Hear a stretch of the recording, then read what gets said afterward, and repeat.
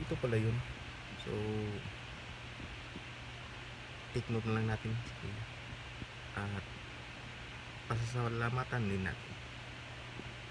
Very informative, very helpful uh, video sa ating Filipino na nag-web design at web development.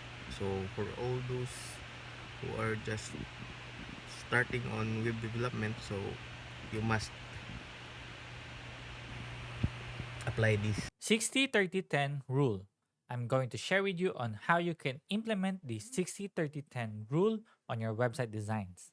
60-30-10 rule means that you should use your primary color for 60% of your website design. Secondary color should be 30%,